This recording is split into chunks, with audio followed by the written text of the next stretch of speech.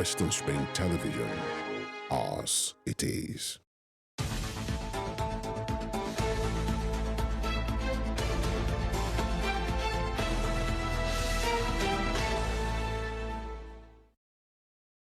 All right, Nigeria, good morning. Good morning, world. You're welcome to today's program, Morning Spring. It is where we look into very critical issues of public importance.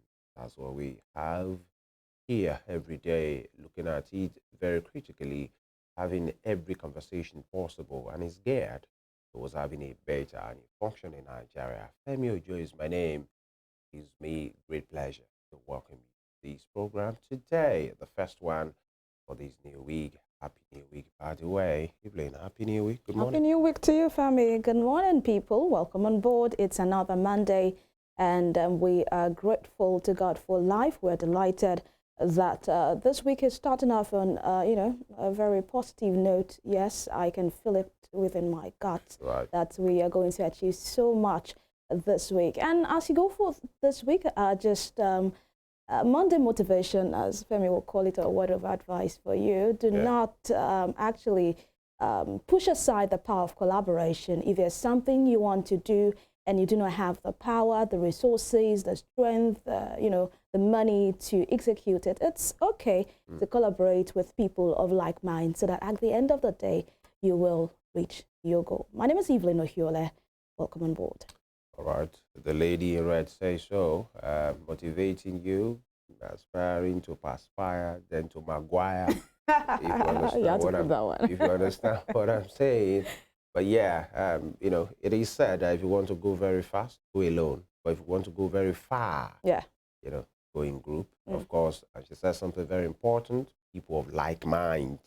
Okay, so that you won't go to the right place and try to collaborate with people of unlike mind. But then you never know people until you try. By the way, many things to really talk about today.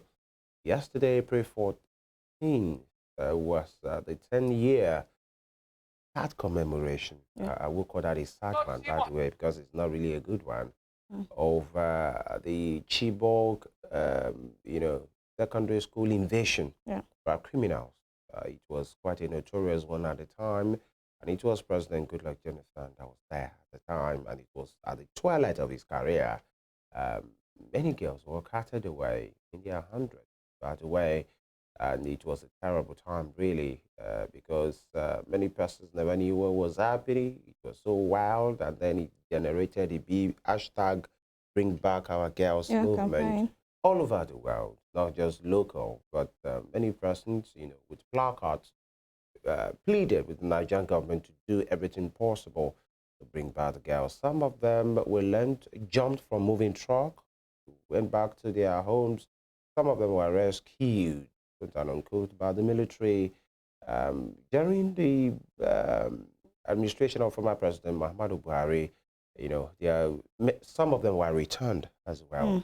But we learned almost 90, thereabouts of them are still there, including Sharibo, whom we learned, according to sources, they didn't let her go because of her faith. So, being that as it may, there was even a time we learned she gave birth there in the abductors then. And many of them, yesterday was the 10th anniversary of that sad incident. And as the BBOG thing resurfaced yesterday, many of them are saying most likely, in fact, expectedly, they are not just girls again, 10 years down the line. If they left at 10, that means they'll be 20 now, right, Evelyn? Yeah. If they left at 12, they'll be 22. Those are ladies. Those are potential wives, mothers that should be flourishing in their career. If many of them were, I think it was, many of them were ready to write their SSC at the time because we knew. And then what happened? So many of them could have finished their school by today and be ready for what life has to offer them. But then it is what it is. 10 years down the line, many returned, many are here to be found. Yeah, it's a sad incident, even for those that return, because it's a traumatic experience that they will never forget in their lives. And also to those that didn't return, We do not know whether they are still alive or they are dead. That's it. And I remember when that incident happened 10 years ago, a lot of people, even the government of the day then said it was all a ruse. They said it was not possible for that number of people be carted away from the school with with nobody intercepting them.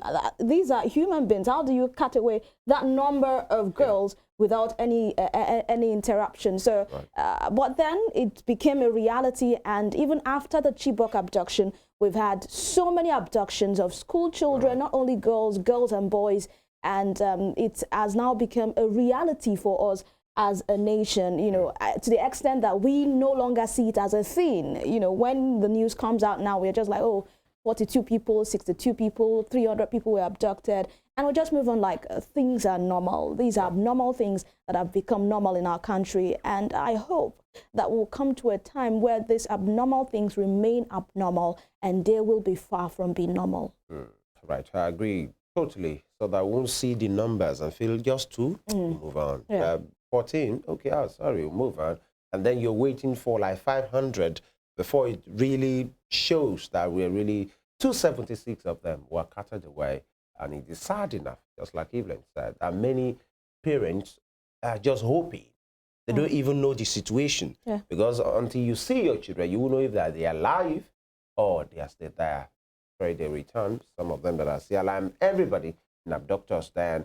And the, I remember the First Lady then, the First Lady now was one of those proponents of BBOG at that time. It was just the wife of Asiwaju at the time, talking about First Lady Remi Tinubu. Now, ma'am, you are in charge. You should, at least talking about women, your husband is in charge, is the numero 001. You should do whatever you have to do to make sure these girls are brought back. And we don't get to so far abductions upon Kankara to Kagara, to many of them, and many of those things don't even get reported. So we might be underreporting some of the things that happen. We'll be looking into that 10 years down the line, where the security situation that happened, that degenerated at that time, have we made progress? How about the educational aspect and the humanitarian point of view? All these will be looked through, in the course of the program. But now we dive right to the papers. I said the papers are in. We'll continue after this break. The Morning Spring on Western Spring Television, Channel 190, on Star Times, DTT, and also Be Me Live on our YouTube channel and Facebook page at Western Spring Television. Don't go nowhere.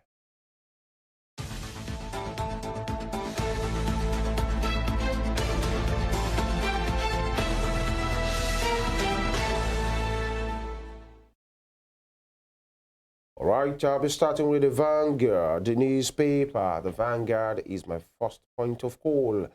Tariff hike, TCN discos BK over failing 20-hour supply. Riders here, ban A consumers protect under supply. Protest under supply, seek downgrade, rather. Total supply remains insufficient, consumer network.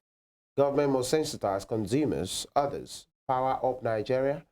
Discos to set up response team, reverse hike to avert further misery and suffering. Electricity workers vow to short power supply nationwide if colleagues are attacked. That's from the electricity workers, because they're the one who go to people, to carry out one service or the other, and they are vowed to short power supply nationwide if their colleagues are attacked. And now it's like they are saying their employers are putting them in harm's way. Because you are going to meet angry people, especially if you are touted to be on band A or band abandoned, whatever the band you belong. Power shift, Tinubu's factor, PDP make or man neck meeting this week. Those with integrity solidly behind me, Fubara declares. That's somebody with some muzzle and some backup there right now. Okwama, allow entrapped residents access to their homeland. Ewu Kingdom begs Tinubu, army, and debt to government. Interesting. Sporting seed, on the sporting team rather, Super Eagles coach, pendulum swings against Finidi. That's Finito there, Finidi judge. Chibok girls, US renews commitment to Nigeria's anti-terrorism efforts. 21 released girls came with 34 children. 91 still unaccounted for. Talking about human beings. Breach of contract. Shell sues Venture Global in U.S. court. Or your invasion. Attackers dressed in foreign military camouflage. Army. Global condemnation trails Iran's attack on Israel. And, you know, many things. But, you know, Evelyn, there was that bizarre, you know, situation at the weekend where we learned some men and a lady, you know, invaded the Oyo State Secretariat under the name of Yoruba agitators dressed in military camouflage. You wonder what they are looking for. And they have all been rounded up. It's quite bizarre. And, you know, we thank God that they were actually apprehended, and this was actually nipped in the bud. And, you know, the Osun State government also had already taken preemptive measures to ensure that we do not have a repeat of what happened in Oyo State, in Osun State. And I give kudos to Governor Mola Adeleke for that. Interesting one. Ladeji Alabi, thank you for coming this morning. Good morning to you. Good morning, Femi. Good morning to you, Evelyn. Good morning. And let me start from there, Ladeji. Or your invasion, attackers dressed in foreign military camouflage. Your take on that when you saw the story?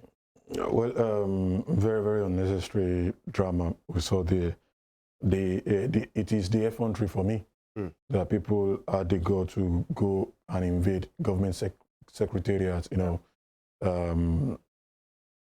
and, you know, dressing in military camouflage. It shows they are really well prepared for this. I think we should just be a people that learn from history. It has happened in the East. We've seen a couple of style of terrorism in the North too. Because the Southwest, I think government just needs to speak to these people in a language they will understand. It is a treasonable felony. There are ways, even if a part of the country want to secede, there is a United Nations standard of doing it. You don't go on carrying arms.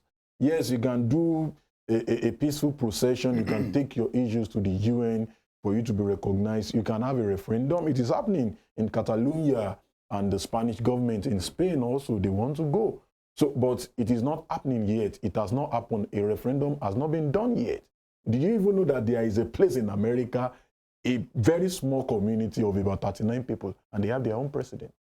But so far, they don't go against the rules of American government. They don't have any issue with them. You can stay there, whatever you want to do. And they also know in the Yoruba parlance, one for us, one way. Do you get? But you don't go invading government facilities, going about in camouflage, going about in rifles, and you say you are doing a peaceful, you know, whatever. That is invasion. That means you want to take over somewhere. And it speaks to how do we manage our borders? How do these people get, you know, access to all these ammunitions? It's sad that the arms proliferation in our country now, it is on an alarming rate. People that are not meant to have ammunitions with them are having them in large numbers, and the government really need to sit up and look into this. Government need to sit up and look into this. And I saw the clip yesterday. There was even a lady there. There is a lady among them. Of course, it's a matter you of... know, some of them, I think maybe one of them was shot or something, and then you see them in that helix. Many of them were told to undress, and then purported charms were being removed from their body, and you are wondering, what gave you this audacity? Just 10 or 11 of you want to take over a state? It is a mindset. You can do it. You know, this year is a year of no grief for anybody. All right. I hope that's what the Vanguard asked for us. I think that's one no grief for anybody taking too far. If you ask of course, me. yes. Evelyn. All right, let's just move over to the Guardian newspaper this morning. On the Guardian newspaper, sticky prices. Poor control upset consumers despite stronger naira. That's on page 6. And tension in Middle East as conflict escalates amid concerns for global markets. That's on news page 6. And away from that, and of course, we woke up to the news of that attack by Iran to Israel at the weekend. But away from that, APC chief decries alleged funding of party by Tinubu and governors. Ekiti PDP berates Oyebanji over 110 fresh appointees into bloated cabinet. All right. 21 Chibok girls returned with 34 kids, report find, and concerns over abduction of men for marathon anal sex in Lagos. All right, someone should save our men, please. Nigeria witnesses over 4,000 cyber attacks. Delhi ranks 5th on global index, and over 17 million Nigerians currently food insecure, says FEM. Wrong timing, misplaced priority for new electricity tariff. Editorial page 12, that's where you'll find that story. All right, let me take a strategy on this. Sticky prices, poor control, upset consumer despite stronger naira. A lot of Nigerians are asking, the naira is gaining. Why are we not seeing them reflect, that actually development reflect on the prices of goods? The prices of goods remain the same, but the naira is gaining. What is happening? Well, a lot of things you want to consider. Well, yes, a lot of people are happy naira is gaining against dollar, but everybody should be happy. No, wait. So there is a game of let us find a means of making this to gain, at least make people feel it is working. Even by government projection, what they projected was like maybe mid next year. That is when naira will gain drastically, but it has been a constant gain. Even in the world market now, some of the well-to-do currencies are falling against dollar. So what are we doing? Is it sustainable? Those are the questions we should ask. And don't forget also that a lot of people are of the opinion, okay, maybe we have a way of making it work here, then we get our money back, maybe through custom. Don't forget, in recent times, custom have been coming out with numbers and all. But that aside, let's now play the devil's advocate. Government is doing something right. How do we maintain it to make it go? So automatically, people feel, okay, the moment naira is just gaining like that, things come automatically like that. Economy doesn't speak to emotions. It doesn't answer emotions. It doesn't answer prayers. Sentiments. It doesn't answer sentiments too. It answers what you put in place. How sustainable are those things? Because if these things are not sustainable, Evelyn, we would be shocked that by the time this thing begins to fall again, then we may not be able to hold it. So whatever we are doing right, let us see how we can maintain it. If truly we are doing something good economically. The question is, why is it not reflecting? It won't yet. But when it went up, it reflected immediately. That's what I'm saying. Yeah, that's why I painted that scenario, that what of it if it is a probability of government doing some abracadabra. You think it's a smoke screens to buy government some time so people would think the government is working? Of course, yes. I'm not saying that categorically. I'm saying possibility of that. Because also, don't forget, Nigerians also, we have our own issues. Yeah. It is easier to get increased when the money increases. But now bring it back to normal prices. A lot of people play the devil's advocate. Okay, so this person bought this thing for 200,000 naira. Right. Now the dollar has come down. How do you want him to sell at 150,000 naira? They will wait until they restock. And it means just beyond the rhetorics, just beyond speaking, the government also needs to look into this. That is where we need competitiveness in business. Sorry, as a roundup, when you have competition, it is automatic. When you see someone is selling for a lower price and you put your goods there at a very high price, people will approach. It's just the simple, economics, whatever. All right, talking about competitiveness, that's what's happening in the aviation sector at this time. The airline staff with Airpeace, Alan Oyema, and these other British guys. But then, thank you so much, Ladiji, for that submission on The Guardian. That will be all. If you want to use the aviation thing, I think the person or the company that brought the competition is even trying to catch up now with the competition that he brought. Foul. Because other, for whatever Alan Oyema and Airpeace represent, good luck to them. Humanitarian-wise, they have really done much. But business-wise, it reduced with his, his foray into, America and the rest of it and London. It crashed the price. But the other competitors crashed the price. They crashed the thing further. Yeah. And many Nigerians that were praising Alan Oyema will say, thank you for doing that, but I won't leave, 800K So go Femi, can I quickly comment on that? Please. The simple implication of that is if what the other airlines are doing, they have the money to throw around. Apparently, they can, in fact, they can bring down their prices to as low as 100,000 naira just to make airpiece go out of business. And the moment airpiece go out of business, what they do in return, they make us pay through our nose. So the best thing for, it is a trying time for airpiece. The best thing for Nigerians, the sacrifice you can also make for airpiece is to support this guy now.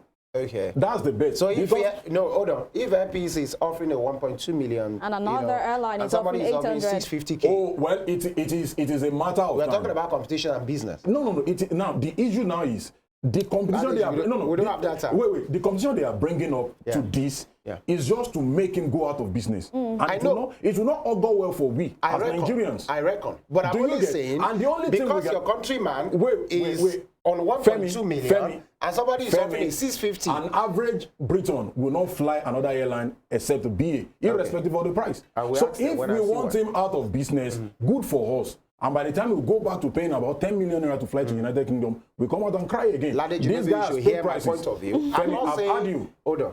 Nobody wants him. It is also a matter of sacrifice. Hold on. No. Is this sacrifice that you're talking about? All right, moving on. We'll have that conversation someday.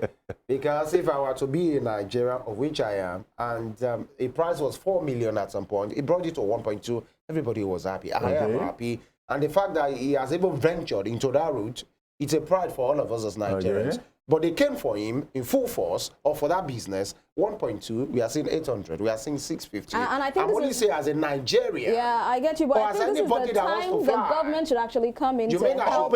Yes, this is the best time for everybody to support him. From an individual. He doesn't have the money to throw around like them. 500K more to support my countryman. He doesn't have the money to throw around like others. That's just it. So the only thing we can do as government, as people, to support him. Else, we go back to paying millions to fly economy to London. When the time comes, we'll have that conversation. The Punch, just take a few headlines because of time. This is a conversation that we should explore sometime. The Punch, top banks target $3 billion fund in foreign capital markets, talking about the recapitalization raise. And riders access GT, CO, GT Co, UBA, FBN, Zenith may issue Euro bonds. Lenders seek shareholders' approval for rights issue. Banking stocks sell-offs lead 633 billion naira equity market loss. Tier 2 banks, M&A likely. Fitch analysts, they show interest. No financial analysts, bankers and investors really at this time. And the picture there is from the anniversary of that Chibok incident. Let freed Chibok girls reunite with families. Community tells government. You want to ask, where have they been? Have they not been reunited with their family?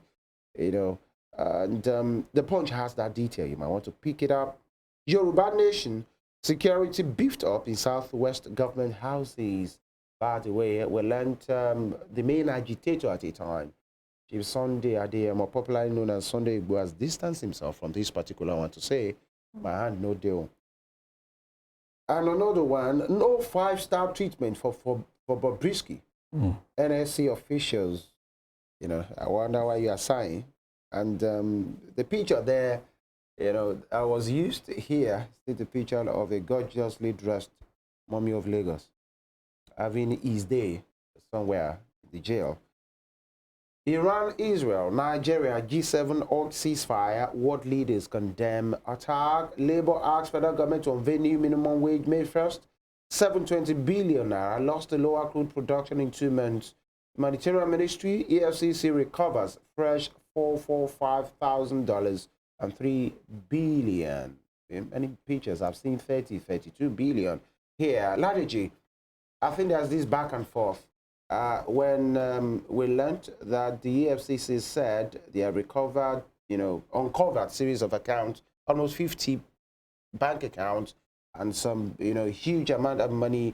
And I think Beta Edu and her handlers came out to say it wasn't about her, it's not under her. And the FCC has come out to say, now in our ministry, we know what we are seeing, we have uncovered this money, and this is the way that it is. The FCC recovers fresh $445,000 and $3 billion. Femi, it's sad most times. Humanitarian and disaster management. I get angry most times when we talk about anti-corruption fight in Nigeria. You know why? Because we've not really dealt with anybody that will make other people sit tight. I saw over the weekend Godwin Emefiele granted bail in light sum of 50 million naira. With other conditions, by the way. With other conditions, but out of billions that we claim he stole, he mismanaged in the years. Even he was alleged to have, forged the signature of the president, and we granted him bail in 50 million naira. Rashid Maina, you remember him? Also, the former accountant general that stole over 100 billion naira. He was granted bail in about 20 million naira or thereabout. This is better headu. I've seen people on social media campaigning, oh, you will come back stronger. Who is coming back stronger? Somebody that puts money for flights from Abuja to Kogi that doesn't have an airport. No, these people are meant to, since in fairness, if they are found guilty, they are meant to rot in jail. But here we are, they will still have effrontery to come out and say, oh yeah, no, she's not guilty, she's not this, she's not that, she has not stolen, she has not done this. But she's not guilty until proven so by the court of law. No, EFCC is saying we are recovering it from your ministry. That ministry is meant to be a ministry that takes care of people. But still EFCC is talking about their finding. Only the courts can pronounce her guilty. Yes, let EFCC go on. That's why I said if they are found guilty, I've not said now they should be. But if they are found guilty truly, why not? Let them rot in jail. Let them stay there. At least we have sent someone to prison for 6 months for naira mutilation, for defacing the naira. Let people that steal naira also go to jail. Whoever pronounced the judgment is for the country. It's for the country. Nigeria sent somebody to the court. I mean to the prison now. So what I'm saying is, in essence, is this. We should take our anti-corruption fight to another level. The more people see that, okay, if I steal this money, all I need to do is to just, get my way around, get a good lawyer, I will be granted bail, and, back and forth, and action will start in court. We've seen people that go to court with neck collars. We've seen people that fainted during questioning. So the moment we get people punished for stealing, it will make some other people sit right. I agree. All right, let us take on some headlines from Daily Trust newspaper this Monday morning. On Daily Trust front page, no personal interest in 15 trillion naira coastal highway project. This is coming from the Minister of Works, Umahi. Procurement didn't follow due process, Atiku insists. And all right, we're still taking Daily Trust newspaper. I beg your pardon, I have to go over that again. We uncovered more fraud in humanitarian ministry. EFCC says probe of past suspended officials yielded 32.7 billion naira, $444,000 recovery, and investigating abuse of COVID-19 funds, World Bank loan. 19 killed in Ohiolei road crash. Sad news there this morning. 21 Chibok girls returned with 34 kids. 48 parents die of trauma. That's a very tragic one. The DSS arrests El Rufai's ally, Aisha, over Facebook post against Governor Sani. All right, more headlines on Daily Trust newspaper. US, EU, others won. Iran-Israel conflict could destabilize Middle East. Oil price may hit $90. Iran summons UK, French, German envoys over stance. Topstream, Daily Trust. Consumer decry low supply as discos prioritize Band A. And we are yet to see Naira gain. Food prices still high. Nigerians abducted Zamfara varsity students, NYC members, others rescued. That's on Daily Trust newspaper for this morning. Ladaji, very quickly, if you can just talk on this Chibok issue. I know we are going to delve deeper into that in the course of the show, but then I'd just like your take. 10 years post Chibok, and if you remember, this Chibok incident was like what opened the way for an industry like this. I call it an industry because it has metamorphosed into one. Over the years, we have seen so many abductions in so many schools, not only in the Northeast, not only in the Northwest, but also right here in the Southwest. We had one happened this year in Ekiti State. Your thoughts very quickly. It's sad that we didn't manage that incident very well. And 10 years now, I saw a post by Home Angle yesterday. You know, this is a newspaper that deals with, you know, terrorism and all in the northeastern part of Nigeria. And, you know, the Borno State government saying they are committed to bringing the remaining 89 girls back home. And the question that kept ringing in my mind is, for 10 years, what have we been doing as a nation? What have we been doing with you know, 89 girls? We've left 89 families shattered. We've left 89 potential mothers shattered. We've left 89 potential. You never can tell. Any of these girls can become anything in the country. Providers. They can be the solution provider for their communities and even for the nation. But here we have a government that plays lip service. I will say lip service, and I will say they play on seriousness to this, because so far one of those girls is still out there. I don't believe government have done anything. This is 10 years down the line, and we've not done anything serious about this girl. It is shame on our government. It is shame on anything we call you know, our military power in Nigeria, that people are the effrontery. Don't forget, Evelyn, these people took these girls in numbers. It is not that they pick about 5 girls, that it will be very easy for them to move. It means they took over 200 girls and they moved. And not even a road check. Travel from this place to Ogbomoso. You will see how many road checks. And what are they doing? You and I know. We have to go. So that's a failure of successive governments. Buhari played lip service to it. We are going to bring back. Don't forget also, they promised the same thing on this young lady was you mentioned her name the other time. Sharibu. We are going to bring her back. For 8 years, they didn't bring her back. Now again, other people have been kidnapped in Kaduna, and now it's a shame. All of them, from Jonathan to Buhari, even to Tinubu, should cover their faces. All right, you know, it's a sad incident. Anytime we think about it, anytime we talk about it, it's always sad that we have our girls, some of our girls in the forest or wherever they may be, they are being held captive where they do not want to be. And only God knows what, you know, they are doing at this time. Probably some of them have even been brainwashed and they are already working for some of these insurgents. We don't know. We can only pray for their safe return if they are still alive. That will be all for the newspaper review session, but we won't end without saying a big thank you to Lade Jalabi for coming on board and also for your submissions on the show. Thank you very much. All right, we'll take this break. When we return, we'll be delving deeper into this issue of 10 years post Chibok girls abduction. We will be speaking to a critical stakeholder and someone who understands security. Do not go anywhere. We'll be right back.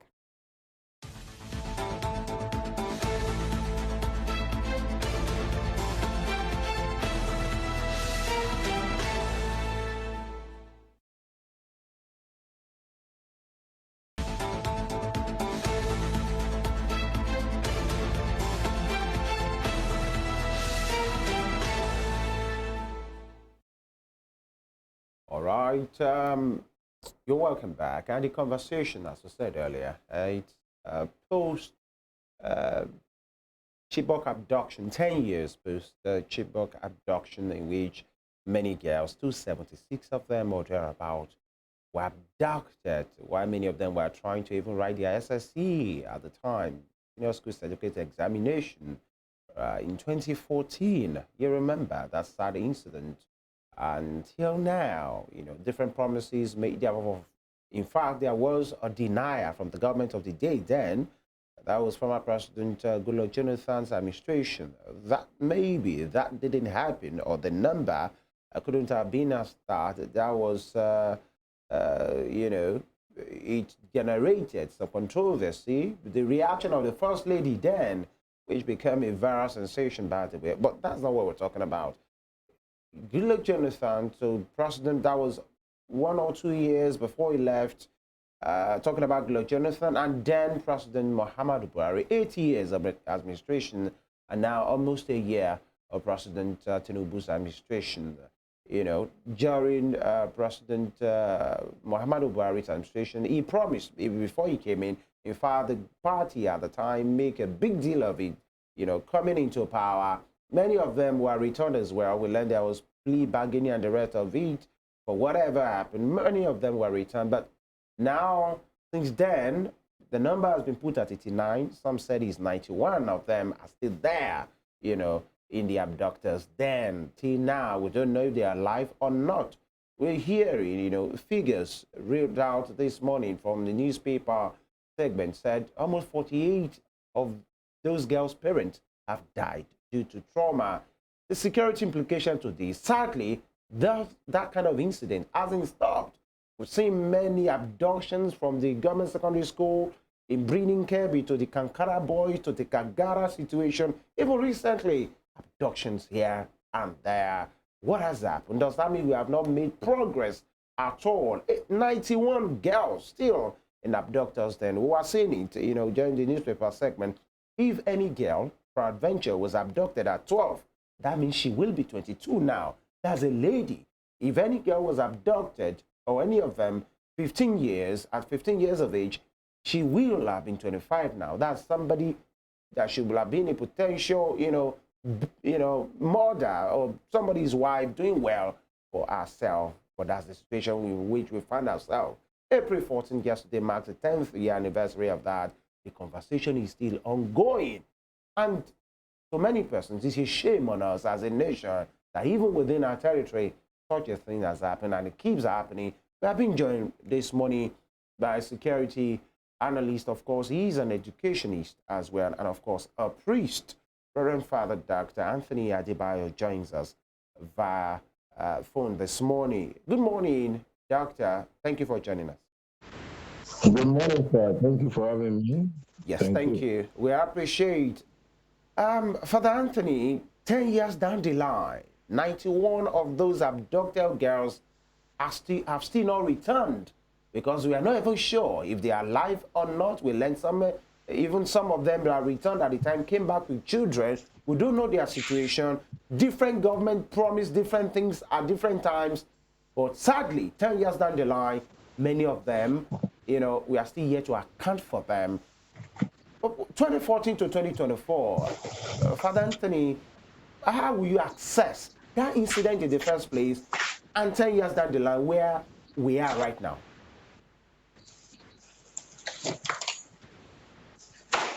Yeah, thank you. Assessing the incident itself is to say the least unfortunate. Okay, are you with me? Yes, please go ahead.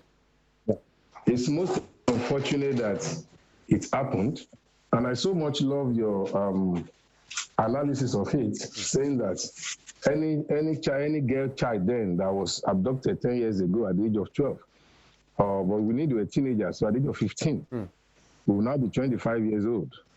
So that's already a mother. So it's unfortunate that has happened.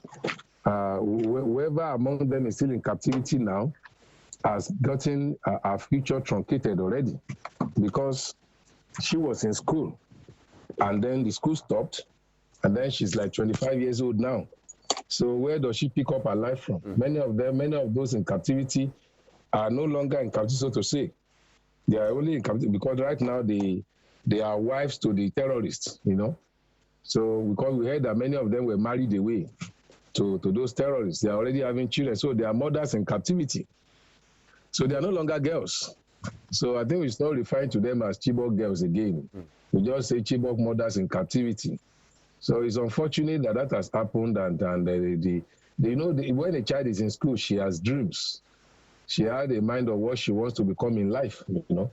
And suddenly somebody says, no, you can't do that, and becomes an emergency mother. So it's unfortunate, but there's nothing we can do about that. It has happened. It's only that we will just appeal to the government to just rise up to the occasion. What we have seen so far is that there is no political will to solve this problem. And then when there is no political will, there won't be deterrence. And once there is no deterrence, more offenses will be committed. You know, so that's all we have seen so far. And because, you see, are you with me, sir? Yes, please go ahead, sir.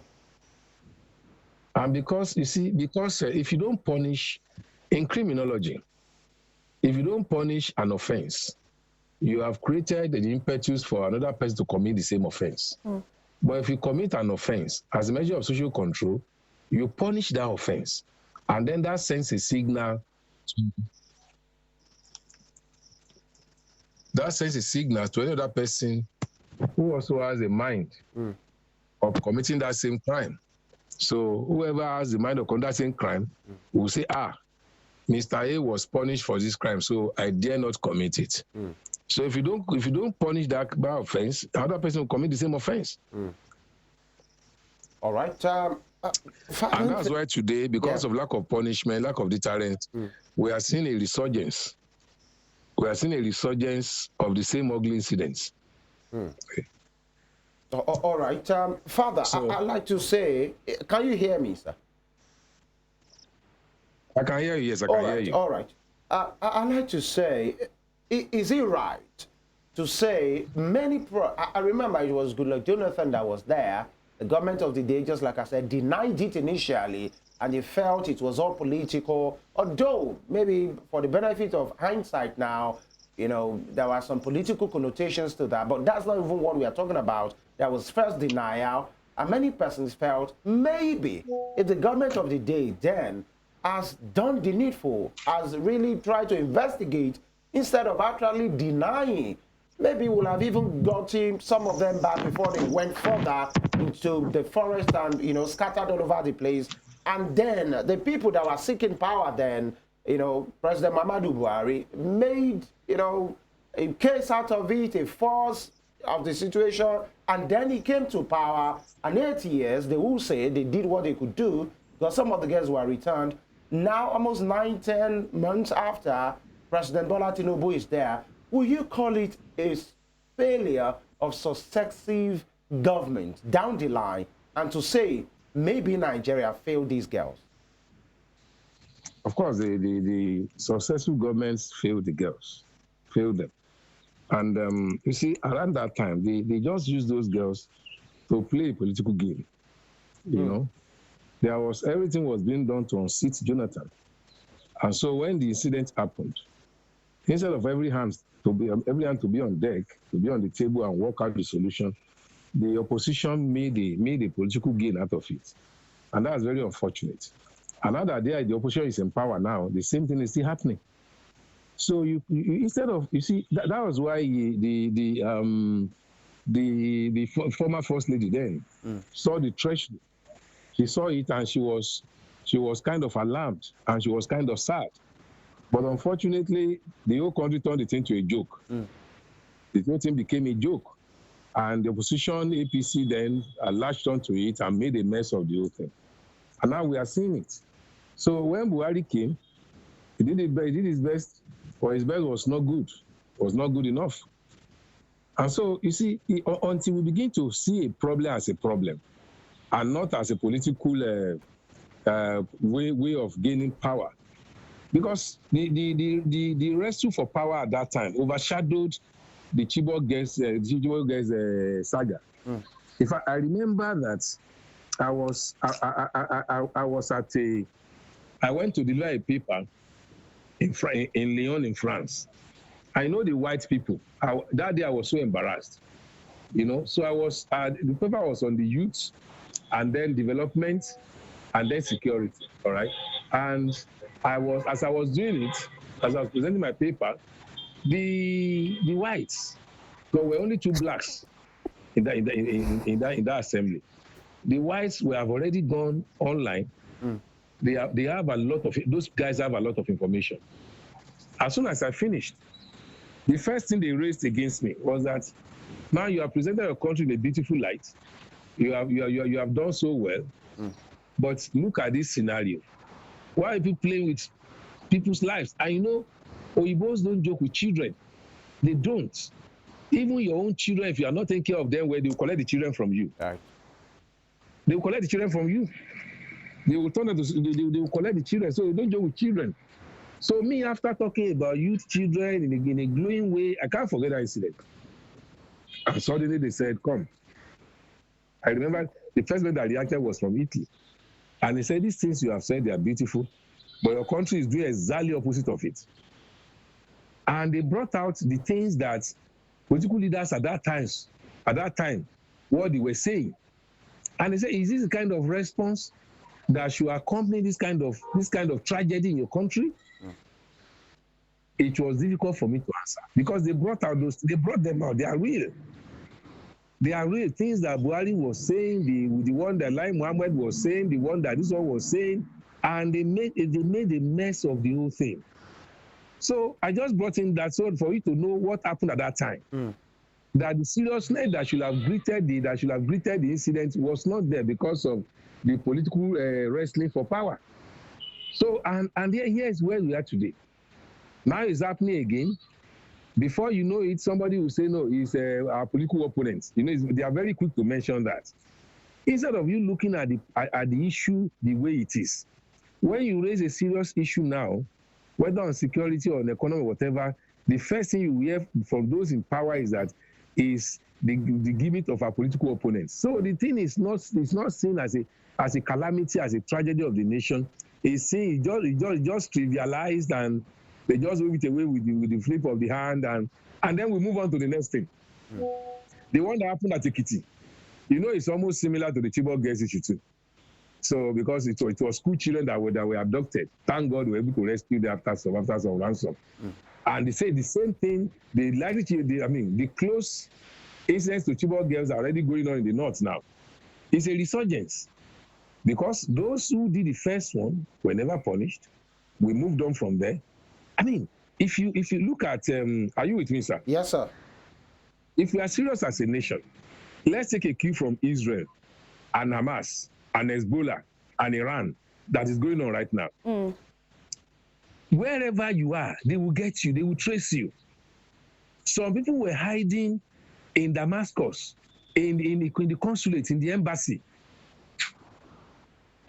Prosy generals of Iran working for Hezbollah, they were hiding, they were staying in the consulate, in an embassy in Damascus, in Syria. The Israeli army got them there. So wherever you are hiding, technology has made it easy for you to be traceable. But in Nigeria, we can't even trace anything. What is happening to our technology? Are we saying we are a nation of the 15th century?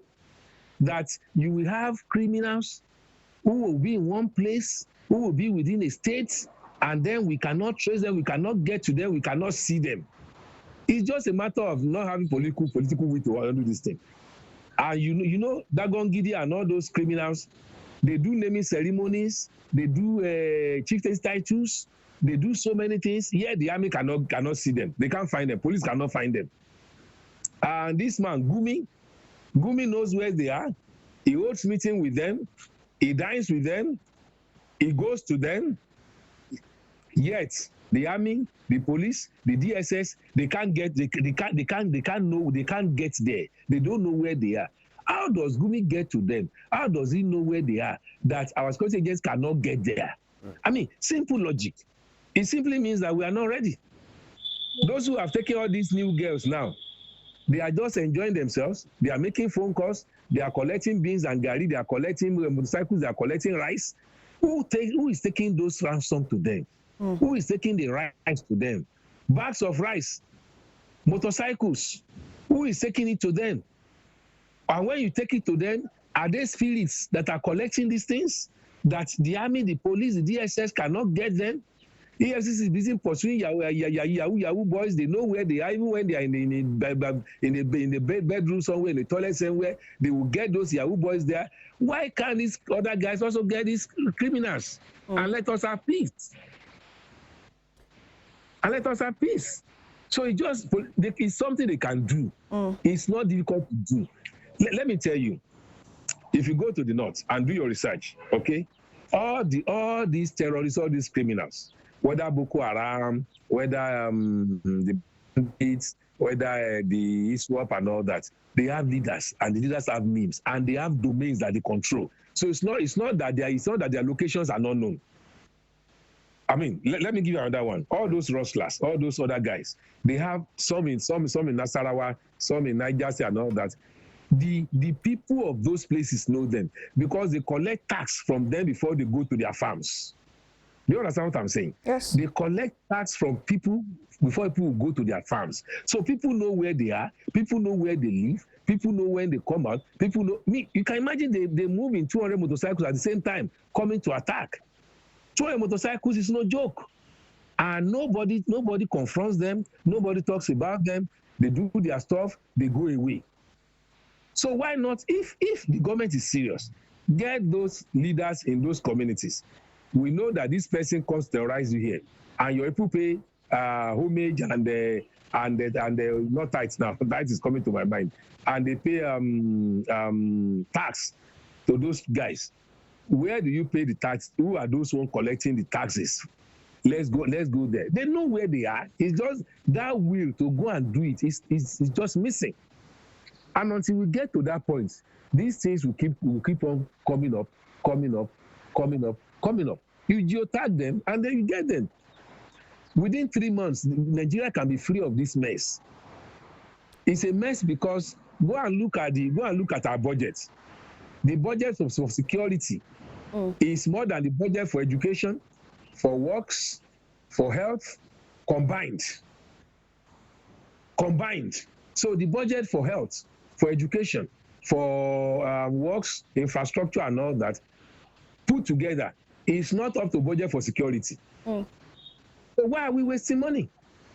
Why can't we solve the problem once and for us? Why are we wasting money? Nigeria is not a rich country. We don't have the money. We don't have. Because some people believe that because we have oil, we have the money. We don't have the money. The money, our oil is small. I mean, from the rough estimate, we are more than 200 million people, all right? And we get like 2.something million barrels per day for more than 200 million people. Saudi Arabia is just about 20 million people. And they get 8.something million barrels per day. So you can see the difference. So where is the richness of our own? 20 million people to 8 million barrels, 200 million people to 2 million barrels. So we don't have the money, and our own oil is offshore. Saudi can go and get oil as if they are digging borehole. But for us to get our own oil, we must go under the sea. So you know that even to prospect our own oil is more expensive than their own. All right? To get our own is more, but their own you can just get Kuwait. Kuwait is how many million people? Very small people, but they get more oil than Nigeria. Kuwait is not more than Osun State. And they get more oil than Nigeria. So you can see that we can't afford to throw away the little we are getting. We can't afford to allow some miscreants to begin to allow us to spend so much money to solve a problem that is solvable within 3 months. And then we are being like 2009, this 2024. Boko Haram sea attack 2 weeks ago.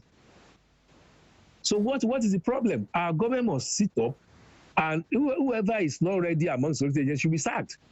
All right. Look at all those. Reverend Father Anthony, let me butt in. Please permit me to butt in at this time. Okay. You know, you have given a very elaborate submission on this matter, and like you also, everyone is concerned because it's a tragic incident that happened or started with the Chibok girls, 276 girls, and over the past 10 years, we've had close to 2,000 school children kidnapped all across Nigeria, you know, from the Chibok to Dapchi to Kankara to Gakara to Afaki, you know, different locations, different situations. To Ikere in the southwest, to Ikere in the southwest. Exactly, to Ekiti, you know. But then, you know, the report we had as at then was that 21 of these Chibok girls who were released came back home with 34 children. 24 girls coming back with 34 children. I mean, when I heard that report, I shivered. It made me shudder because this means these girls were exposed to sexual violence. These girls were made mothers at a very young age. You know, and we also had a lot of international organizations wade into this conversation, especially with the fact that these girls were exposed to sexual violence. Now, I'd like to ask you, especially with the women being kidnapped at this time, you know, what do you think, you know, the mother of the nation can do? I know she doesn't have an office. I'm talking about the First Lady of Nigeria. I know she doesn't have an office, but then what do you think she can do to inject some solution? She has an office, though illegal, but she has an office. Okay, but not constitutionally recognized. Yes. Exactly. Yes. But what do you think she can do from our end to ensure that she injects some sort of pressure, probably on the presidency or on the security personnel, to ensure that we do not have a repeat of such, or those that have been kidnapped are returned home safe? Well, you are right to say that the mother of the nation, the wife of the president, has a big role to play, and that's very correct, because she's the closest person to the president. And so that, because in those days, when you want to get something from a leader, you go through the wife or the mother of the leader. So women have a lot of role to play. But as much as she plays her role, don't forget that Patience Jonathan also played her own role that time. She even came out to address the nation.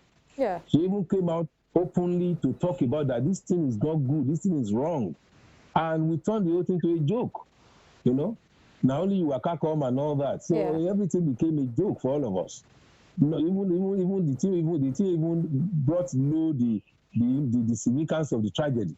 Now, whatever Madam Tinubu is going to do, what we need to do is to all of us should rise, because she can't do it alone. If she puts pressure on the president, the press, the civil society should also rise up. We must rise up beyond politics. Let me tell you one thing. If you leave everything to politicians in this nation, as we are doing, nothing is going to work. And I'm telling you. And don't forget that Madam Tinubu is also a politician. The husband is a politician. Right now, politicians don't like to ruffle feathers, because you think of the next solution. Politicians think of the next election. Tinubu now is almost a year in office. Yeah. And the things that alarm us around this side does not alarm people in the northern side. The concern that you have just expressed now is a big concern to all of us around here in the southwest, southeast, and all that. But in the north, it's not going to alarm them the way it alarmed you. I mean, having children who are mothers. You understand what I'm saying? So we look at the cultural background to every problem. Yes, I'm alarmed that small children are coming home with children begetting children. But for those in the north, it's no big deal. You remember that in this same nation, the former Zamfara state governor, what's his name again now, married a 9-year-old child. He's a senator. The man is a senator now. Married a 9-year-old child. It's on record. A former governor married a 9-year-old child. And we got to know about that because it's a public figure. It's something that happens every day over there. All right? So for you to be so alarmed and so worried that a child of 15, 14 is coming home with children, it's not going to alarm those in the north. Because already officially, they marry off these children even at the age of 9, 10, 11. You understand what I'm saying? So now, if the mother of the nation is going to raise alarm, is going to get concerned, why are these children getting children, those in the north may not see the way she's saying it. They may only see the loss of a child to bandits, to kidnappers. They may only see that loss, but that a child is having children, for them it may not be a big problem. It may not be. Okay, so you don't think they are alarmed, especially with the fact that the father of these children are insurgents, they are bandits. They are not men that they gave out their children to, freely. No, it could. You see, that's why I say it's a loss. Okay, but that the children came back with here, it's not going to be so much of something that will really hit them hard. When something hits you hard, we are talking of something unimaginable. Around us in the southern part of the country, it's unimaginable. When you see a child of 11, 12, 13, it's unimaginable. So it's like a shock. It shocks you to say, how come? But for them over there, it's not going to be a big shock. No, it's not going to be a big shock. The only thing that will bother them is that we didn't give these children away officially to you. We didn't give them to bandits. That may be the only concern they are going to have. But the major concern that we are having is that we have a dual concern. Number one is that children are begetting children, future being truncated. That's our own problem. The second problem is that bandits are taking away people, taking away children, destroying their future. But for those in the north, their own concern is a bit limited, unlike our own. And so until all of us rise up and say, come, enough of this nonsense, enough of this, so that we can, whatever the First Lady is doing, we can also help her to put pressure on her husband when we also put more pressure. Because if she talks to the president will call the governors will call the alphas and the leaders of the people. The way they raise their concern will determine what happens. But if there's pressure, the president will have something to reference. You get my point? Yeah. He wasn't to reference that the whole country is on fire, the whole country is talking about it. This is not a northern issue anymore, because what limited this issue was that it was seen as a northern problem. A northern problem. So if all of us raise our voices, media houses, advocacy groups, civil society, that this nonsense must stop. If we do that, the president will be able to reference other parts of the country and say the whole country is concerned about this issue. So those guys in the north, they will see the problem about it, that it's not proper for us. You see, you cannot tell them that don't marry off a young girl. You can't say that. You can't tear them down because it's part of their life. But the issue is that we can say no. Don't give your child away to bandits. Let me tell you, bandits are getting married in the north. Oh. Maybe you are not aware. They are getting married officially in the north. They are having naming ceremonies openly, and people attend. So you can see that what alarms us here is not. They know them. They pay taxes to them. They come to town. They come to market. They do everything. So it's not that they are invisible. That they are what you will call a no. They are not spirits. They are human beings that they see. They interact with the people. Okay, so Father, the Borno government released a statement, yesterday in commemoration of this anniversary, 10 years anniversary, they called it, that, they will not rest until all the Chibok girls are brought back. This is 10 years after. Are they still girls? Oh, the young ladies are brought back. And their wives. But I'd like to ask. They're already wives. They are wives. They have children already. Okay, I'd like to ask, as a security expert, these girls have been in captivity for 10 years. They are now ladies, as you have called them. They are now women. They are now mothers. Women. Yes. What's the probability of the rescue of these girls coming back, to their parents, coming back to their families, coming back to those who love them? The probability is just like 5%. It's just like 5%, you say? Yeah. Yes.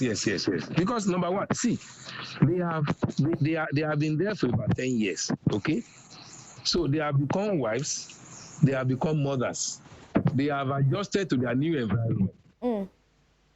That's number 1 point. Number 2 point is that where are you going to see them? Number 3 is that probably by now many of them are dead. By now, probably many, because one will have called their dead. Some of them were Christians. So majority of them, those who are still there, are Christians. So those who are Christians among them, are you sure they are still alive?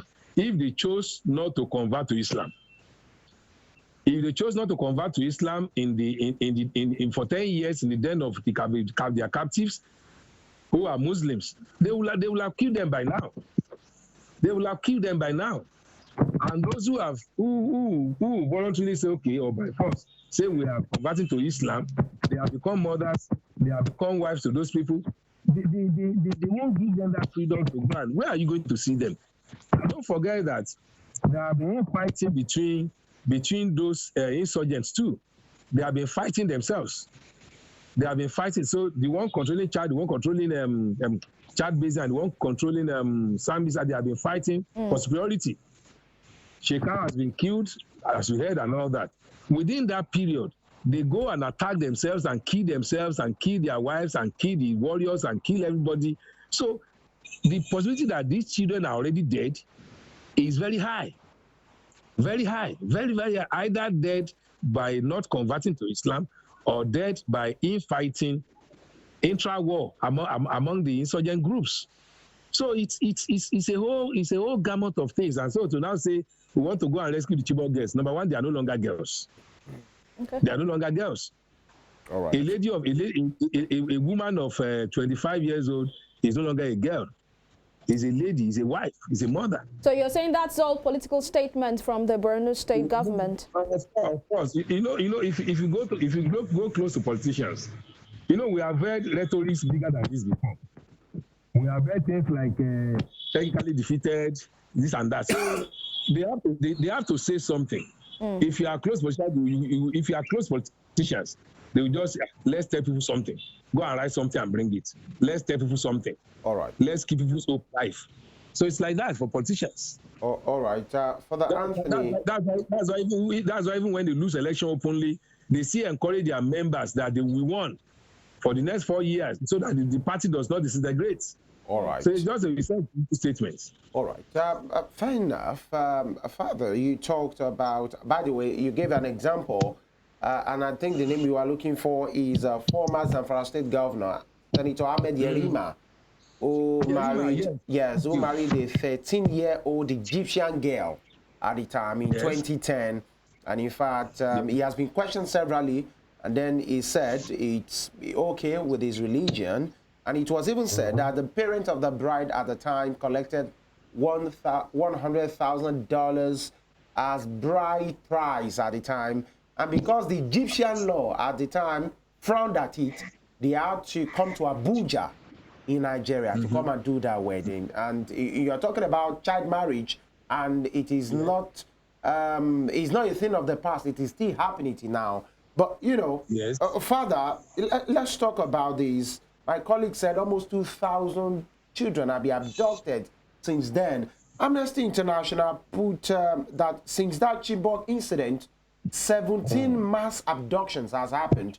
Not just minor abduction, 17 mass abductions has happened. And there was this case, I'm trying to bring it up, of Yana Galang, who is a parent of those girls that was missing, one of the parents rather, who we learned till now is waiting for her daughter, and that she keeps her clothes laid out ready for her return. And that any time she hears footsteps at the door, Mr. Galang, Miss Galang would think it's her kidnapped daughter that has returned. Now, we are talking about the trauma that's been faced. It can never be quantified. There is nobody that can quantify the kind of trauma that these parents have gone through, because many of them, they can't even have closure. They don't know if the girl is dead or the girl is alive. And unfortunately, many parents even have different children. I mean, multiple children, not just one, in the captivities. And we learned in 2014 when this incident happened, many of those girls were preparing for their SSC.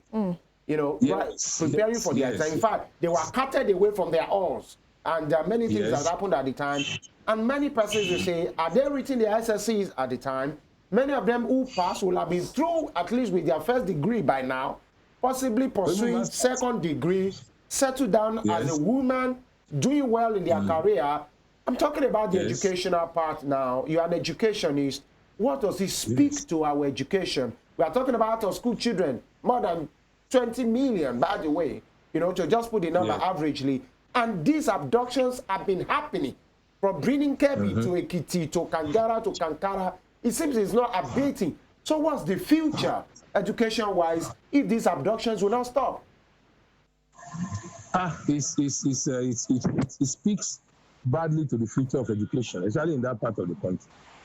You know, all the while, you know, we have done a lot of research on this. Yes, please. Out of school children problem in another part of the country. At a point in our research, and according to the United Nations, in the northern part of this country, we have about 13 million out of school children. 13 million. That is more than the population of another country. I'm sure that in some African countries, they are not even up to 13 million.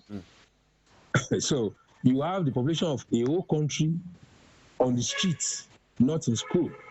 And that is a recruitment base for criminal gangs. Now, so we have been saying now, for education, take these children off the streets take them off the streets so that we can depopulate the army of children that will be resource based for militant groups. So let education, encourage education and all that. But from one hand, we are saying encourage education, take the children off the streets. Now those who are in the schools already are being taken away from the school. You understand the tragedy now? We are saying those who are not in school, let us get them into school. Are you following me, sir? Yes, please. Those who are not in school, let's find a way of bringing them to school. Unfortunately, those who are in school are being taken away from school by the bandits. So now, apart from those who have been taken away from the school, the another implication is that because schools are no longer safe for children, many of those who are in those schools will stop going to school. Those who are supposed to go to school will not go. So it has a tragic implication for the education system in the country. Because if you are talking to parents, make sure your children go to school. Let your children go to school. And the same parents are now telling you, what have you done to secure the school? My friend took his child to that school. They took the child away. Till now, he has not seen the child. You see, I should take my own child to that same school. You can see how this thing is just like a cycle affecting education in the country. And when education is not giving priority in the nation, there will be a serious problem. That nation cannot develop. It's as simple as that. And I'll give you an instance. Yes. Let's go back to Israel. When Israel started their Zionist movement, the first thing they said when they now gathered the beat back in Israel was that education is the first thing, not even weapons of war. Ben-Gurion said, if you are a parent, you don't put your child in the school, you are going to go to prison. Education is compulsory. They thought he was joking until they jailed the first 5 parents. Then everybody put their children in school. Right now, we have the best of everything, the best of engineers, the best of businessmen, the best of everything coming from Israel. And that's why they can stand on their own and face anybody. That is the implication of education. So if in Nigeria now, our own children are scared to go to school, our own parents can no longer be going to say, let my child go to school. When your child goes to school in the morning, until he comes back home in the afternoon, in the evening, you are not at peace. You are not at rest. You are killing education. Look at the example you gave. That woman that still laid the clothes of her child. Yeah. Look at the trauma. Don't forget that woman has neighbors. Yeah. She has relations who are seeing her, who are seeing what she's going through, who are praying never to go through that same thing. So how do you encourage those people to send their own children to school? All right. I don't know if you get what I'm saying. Yes, I get those it, who are seeing that woman, who are seeing what she's going through for the last 10 years, who are seeing the trauma she's going through, those who have died in wait, those who have died waiting for their own children, who were killed by the traumatic experience, those who have died, they have relations, they have neighbors, they have people, they have mosque members, they have church members. Right. How do you encourage that school is safe? Yes, Reverend Father, please allow me to board here because we have less than 5 minutes, and I want you to do one critical thing for us this morning. But I'll give you this example. There is Grace. Grace is one of those girls that was kidnapped. Are you still with me? Are you still with me? Hello? Can you still hear me? Hello? Okay, all right. Yeah, I didn't hear the question. All right. Again, yeah. Yes, please hold on. There is Grace. Grace was one of those that was kidnapped at the time, or that were kidnapped at the time, although she returned, and now she's studying at American University of Nigeria. She was 17 at the time of the attack, and her hope was to become a nurse. And this is what she said. She said, they destroyed my life. I thought it would be so much better than this. I would have finished my education by now. And then there is another one who said, I couldn't stop crying after she was set free. But she said, some of our schoolmates are not yet free, and still students are being kidnapped. I still think of them every day. It is like the government doesn't care about these people. She is very angry. Now, Reverend Father Anthony, you are a clergyman. At least this morning you are wearing 3 caps. Probably you wear more than that. You're a clergyman. You're a security expert. You're a university done. That means you're involved in education. If you are as you're speaking to us this morning, perhaps your video will get to some of those parents, some of some of their children are not yet back, and some of those girls who are their friends are still in captivity. As a clergyman, as an educationist, as a security expert, if they are looking at you this morning, what will you be telling them?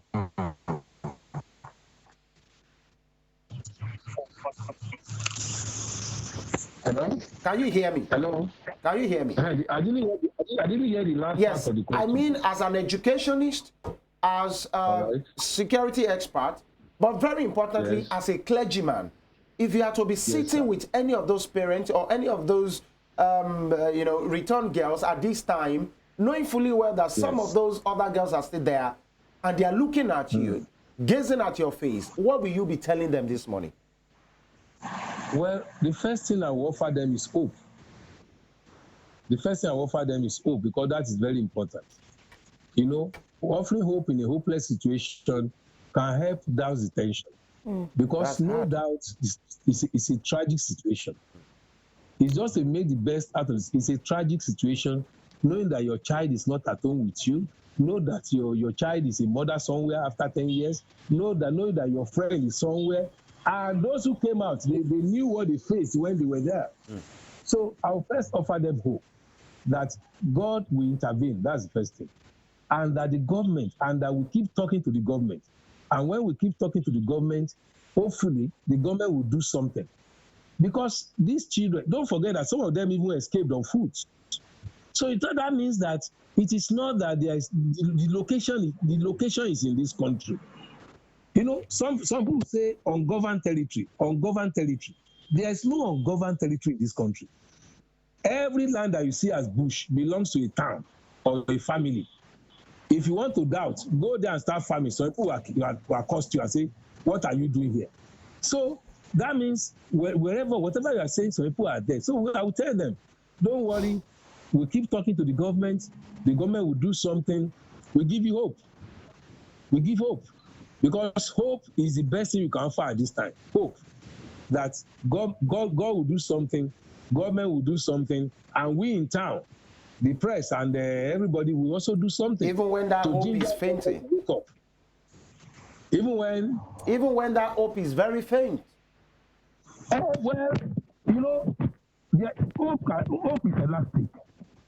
Hope can never be too much, because whether we like it or not, one day, something can happen. As human beings, we begin to say, these children are gone forever, but you never can tell.